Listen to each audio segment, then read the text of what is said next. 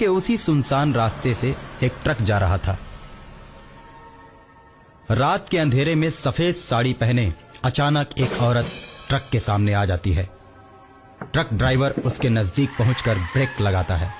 वो औरत हाथ देकर कहती है, भाई साहब, हाईवे पर ही 10 किलोमीटर आगे मेरा गांव पड़ता है, मुझे वहां पहुंचने में मेरी मदद कीजिए। हाँ ठीक है मैडम, आकर बैठ जाइए। औरत गाड़ी पर आकर बैठ जाती है और कहती है, भैया तुम गाड़ी ठीक से नहीं चला रहे हो, लगता है तुम ड्राइवर नए हो। एक तो मैंने आपको गाड़ी पर बैठाकर गलती की और आप मेरे ही बारे में गलत बोलती जा रही हैं। अरे इतना ही डर है तो मैं गाड़ी रोक देता हूँ, आप उतर जाइए। उतरने की बात करता है? अगर मैं ट्रक से नीचे उतरी तो तू भी मेरे साथ चलेगा।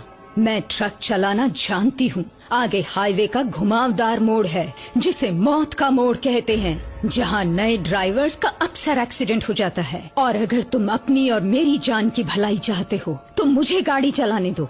जब मैं मौत का मोड़ पार कर लूंगी तब तुम गाड़ी चलाना, नहीं तो मुझे पूरा विश्वास है कि मौत के मोड़ पर तुम्हारी गाड़ी का एक्सीडेंट हो जाएगा। मैं तो तुम्हें बचाने के लिए ऐसा कह रही हूँ और तुम मुझे ही गलत समझ रहे हो। अच्छा तो ये बात है, फिर तो आप ही गाड़ी चलाइए, मैं भी थोड़ा आराम कर लेता हूँ।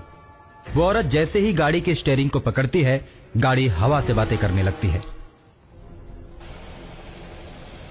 जिसे देखकर ड्राइवर के पसीने छूटने लगते हैं।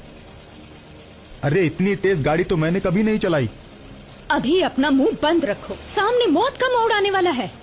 ड्राइवर चुप हो जाता है और सामने से आते हुए ट्रक को औरत देखती है। उसके बाद उसमें इस तरह टक्कर मारती है कि वो पलटकर हाईवे पर गिर जाता है और उसके ड्राइवर और कंडक्टर दोनों मर जाते हैं।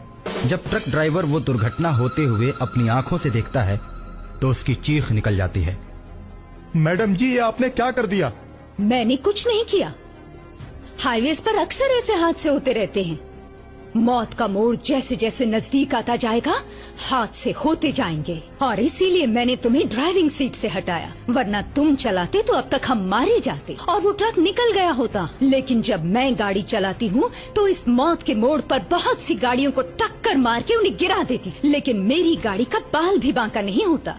वो तो शुक्र है कि मैं तुम्हें मिल गई, वरना तुम और गाड़ी दोनों गायब हो जाते। इसलिए कहती हूँ कि चुपचाप बैठो, मेरा दिमाग घुमाने की कोशिश मत करो। एक तो ये रास्ता उबड़ खाबड़, दूसरी तरफ ये घुमावदार मोड़, और तीसरी तरफ तुम।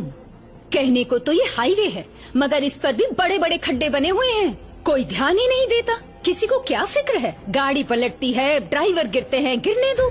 मैडम 10 किलोमीटर तो